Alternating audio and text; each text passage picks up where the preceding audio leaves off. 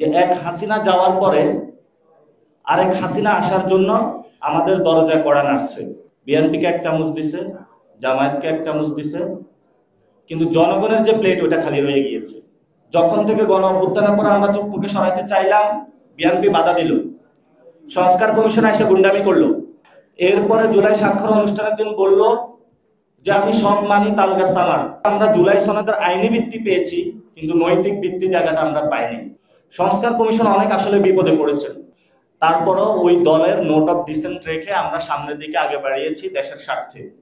সরকার আইনি ভিত্তি দিয়েছে, সরকার এখানে দরদ দেখিয়েছে, কিন্তু সরকার কোনো দায় দেখায় নাই। অর্থাৎ আপনার যখন কোথাও কম্পেশন থাকবে, আপনার রেসপন্সিবিলিটি নিতে হবে।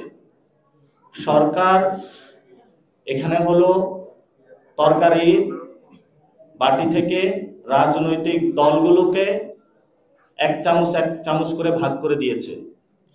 বিএনপিকে এক চামচ দিছে, জামায়াতকে এক চামচ দিছে, কিন্তু জনগণের যে প্লেট ওটা খালি হয়ে গিয়েছে। আমরা কি চেয়েছিলাম?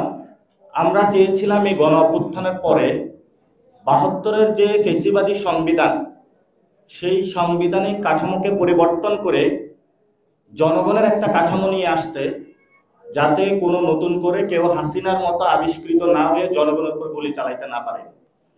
কিন্তু বাংলাদেশের দুর্ভাগ্য যে এক হাসিনা যাওয়ার পরে আরেক হাসিনা আসার জন্য আমাদের দরজায় কড়া নাড়ছে।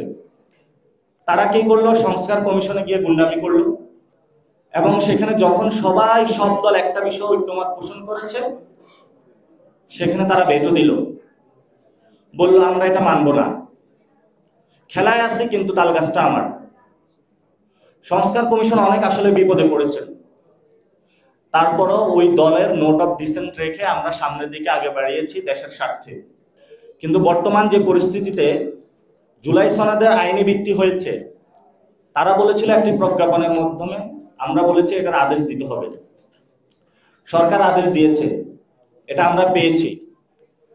সাথে সাথে আমরা জানিয়েছিলাম যে ডক্টর ইউনূস দিতে হবে, শাহাবুদ্দিন চুপ্পু এটা দিতে পারবে না। ফলত আমরা জুলাই সনদের আইনি ভিত্তি পেয়েছি, কিন্তু নৈতিক ভিত্তি জায়গাটা আমরা পাইনি। এবং এই জুলাই সনদের সরকার শুরুতে গণ অভ্যুত্থান শব্দটা উচ্চারণ করেছে।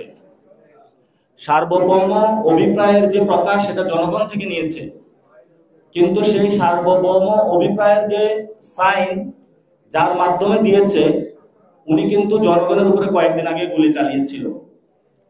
ফলত সরকার এখানে আইনি ভিত্তি দিল, শেখ হাসিনা এবং আওয়ামী ফেসিজমের যে অংশ, তার হাত দিয়ে এই জুলাই সনদকে সে অপবিত্র করেছে, ১ নাম্বার।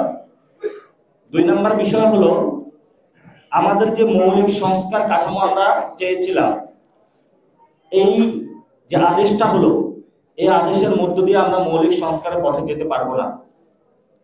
এখানে বাংলাদেশে একটা সাংবিধানিক সংকট আবার রয়ে গেল। অর্থাৎ বাংলাদেশের যে ফেসিবাদী কাঠামো মূলোৎপাটন করার জন্য আমাদের এখানে যেই সমস্যাগুলো রয়েছে, সরকার যে আদেশ দিয়েছে, এই আদেশের মধ্য দিয়ে এই সংকটগুলো আমরা ভবিষ্যতে দূরীভূত করতে পারবো না। কেন পারবো না? যখন থেকে গণ অভ্যুত্থানের পরে আমরা চক্ষুকে সরাইতে চাইলাম, বিএনপি বাধা দিল, সংস্কার কমিশন এসে গুন্ডামি করলো। এরপরে জুলাই স্বাক্ষর অনুষ্ঠানের দিন বলল যে আমি সব মানি, তালগাছ আমার।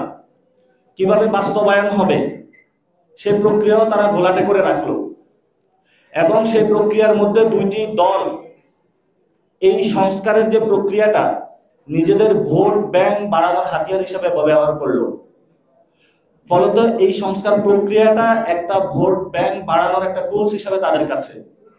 কিন্তু এনসিপি মনে প্রাণে বাংলাদেশে মৌলিক সংস্কার নিয়ে আসতে চায়।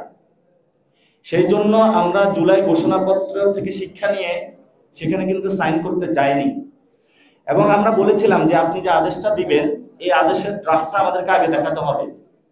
কিন্তু সরকার এই ড্রাফটটা না দেখিয়ে নিজস্ব ক্ষমতা বলে একটা আদেশ জারি করেছে।